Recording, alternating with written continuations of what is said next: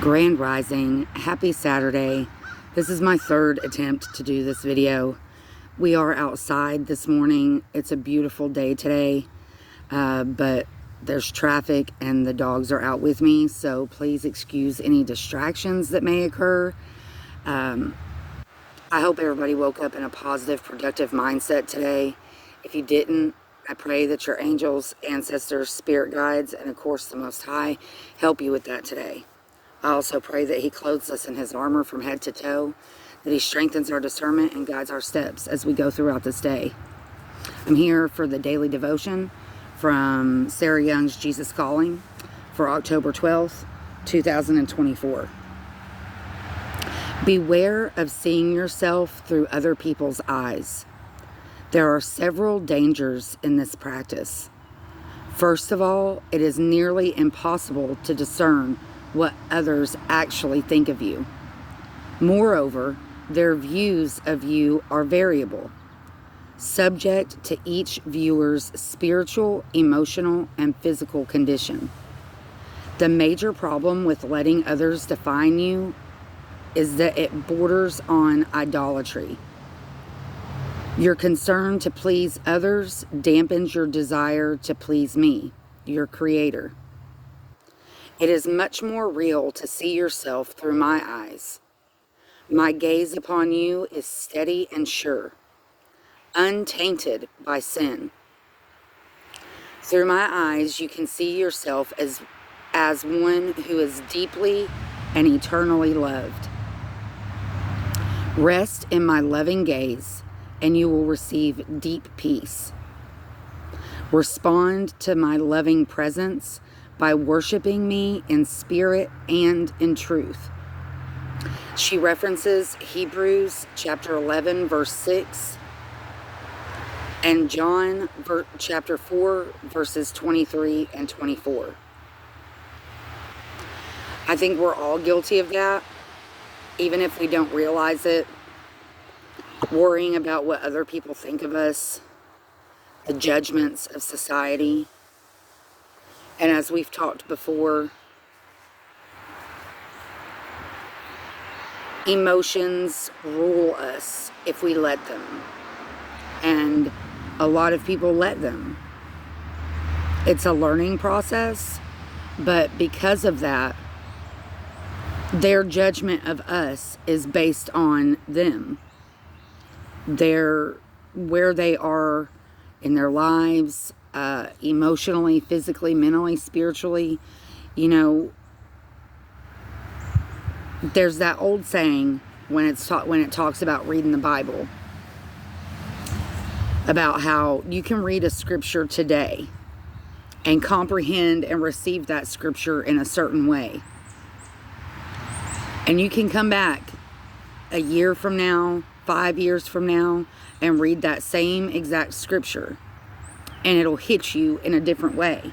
You'll analyze it differently because of what things you've been through in your life, things that you've learned. It all affects our view, not only of the world physically, but of the spiritual world and of the people around us. I was thinking about it yesterday, and I was actually going to do a video about it, so this kind of worked out perfectly. The way the world sees us is not how we're supposed to live our lives. It's hard to not worry or think about the judgments of others. You know, we don't want to look bad to the outside world. We don't want people to assume the worst, because a lot of us do, and we assume that other people are the same way. A mistake that I made for a long time in my life was assuming that everybody thought and saw the world like I did. And that's definitely not the case. People view the world differently. They look at the world through their eyes, not through our eyes.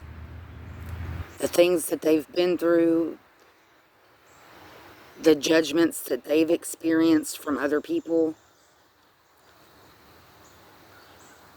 the way that they view spirituality that all impacts how we look at the world. And some people have had great lives, and they think that everybody has had great lives, you know, in comparison. Just like people that have had hard lives. You know, we think that nobody's experienced what we've experienced. Nobody's been through what we've been through. And maybe they haven't been through that exact situation, but maybe something similar. And all those things that we go through impact how we look at the world and how we look at the people around us in the world. And not only is it hard to not let other people's judgments affect us, it's hard not to let the things that we've been through affect how we judge others and how we look at the world. It can be sometimes we can look at it and it be very grim and very dim, depending on what we're going through at the time. Other times we can look at it and it's bright and shiny and new. You know, if you're ending something and starting something big, or, you know, you've come out of a place of darkness and, you know, it's a whole new world. You look at the world in a better way. A good example is narcissists, people that have a lot of narcissistic tendencies. They think that everybody thinks and does like they do. And most narcissists, if they're a true narcissist, they they have very destructive thought patterns. They live very destructive lives, whether they realize it or not. And they very much hurt the people that are around them by the way that they think, and they assume that all those other people think just like that. That's a mistake that we all make. But narcissists are horrible about it. You know, they think because they're willing to do something, or, you know, they do something a certain way or view something a certain way, that everybody's like that. That was a huge learning experience for me, and it's something that I have to remember often and remind myself that not everybody sees the world the way I do. Not everybody sees the world the way you do. The way we see the world is formed by what we go through, our trials and tribulations, and the way we process everything.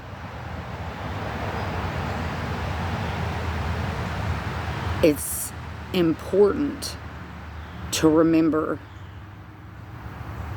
that just because we see things in a certain way doesn't mean that that's how it is. We are very much affected by the things that we've been through, the emotions that we experience, the things that have happened to us. So it can cloud our view. It can cloud our judgment. Another example is elderly people. You know, this was and it's still something that I have to remind myself often. But my mother used to tell me when I was a child, Ashley, just because they're old doesn't mean that they're good. And it's true. Just because somebody made it through this life long enough to become an old person doesn't make them a good person. And I used to fall very much victim to that. You know, I don't know any other way to say it, but, you know, you see this old, frail, fragile man or woman, and, you know, you just want to help them. And I'm not saying that they don't deserve the help, but it can very much suck you in to wanting to help them and wanting to do for them. And, you know, either they're not appreciative of it, they take advantage of it. You know, they're trying to suck you in for another purpose. I have a lot of different examples I could give, but I'm not going to, because, you know, each situation is different. But just be aware of how you see the world around you. Be aware of the instances where things may not always be what they seem. Somebody may look like a good person, but as we've all heard our whole lives, looks can be deceiving. And whether it's somebody's age, somebody's ethnicity, somebody's religion, somebody's political views, just because you share certain beliefs or certain views with somebody doesn't make them like you. Just because you're a good person and they have supposedly the same beliefs that you do, doesn't make them a good person. And it's also important to remember that people can tell you anything that they want to tell you. That doesn't make it true. At least 50% of the time, it's not true. Because at least 50% of the time, somebody has an ulterior motive. And I say it all the time, and I'm going to keep saying it. That's why it's so important to not only know who you are and stand firm in what you believe in, but also be strong enough to distance yourself from people like that they tell you one thing, but then their actions say something else. People, I can tell you all day long that I'm a doctor, but you don't see me going to work operating on patients every day, right? I mean, I know that's an extreme example, but I kind of made it extreme on purpose. Somebody tells you that they're a believer in Jesus Christ and that they follow the Christian faith, but yet you never see them open their Bible.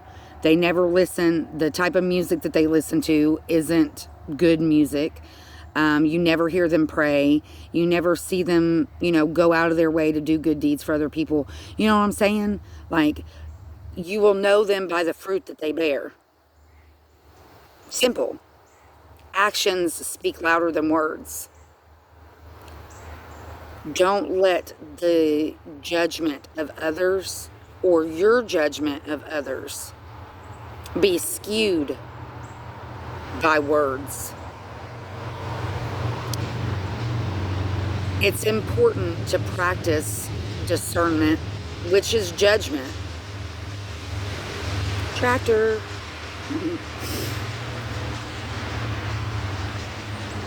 It's important to use your discernment in every situation of your life, whether it's a job, friends, family,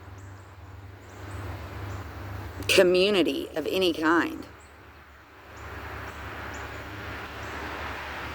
Yes, listen to the things that people say, but don't take it at face value. Pay attention to their actions. Pay attention to how they live their life. Pay attention to what they're loyal to and what you're loyal to. Don't let other people's assumptions or beliefs distract you from yours or pull you away from yours. Don't change your beliefs or your actions to make other people happy or to make other people feel comfortable. Don't put yourself in situations where you feel like you have to do that. You want to align yourself with people that lift you up, that encourage you making right choices, encourage you using your discernment, encourage you of growing stronger in your faith. And anything, and I use faith as an example, but like school. We'll use 14:22 on the timer. I gotta hurry. When you're in school and you say you've got two friends, you have one friend that's a bookworm, they make sure all their schoolwork's done, they study, they practice, and then you have one friend that waits until the last minute to do everything. They don't study for tests, they don't do their homework, they don't take the time to dedicate to those things. Well, if you want to succeed and do well, The obvious choice is to spend more time with the person that makes that a priority, right? Instead of letting the other person distract you from what your priorities are. I could go further, but I'm running out of time. So be grateful for what you have. The big, the small, and the blessings yet to come. If you see a need out there today, tomorrow, next week, if there's any possible way that you can fill that need, please do so. Be blessed, find peace, and I'll see you next time.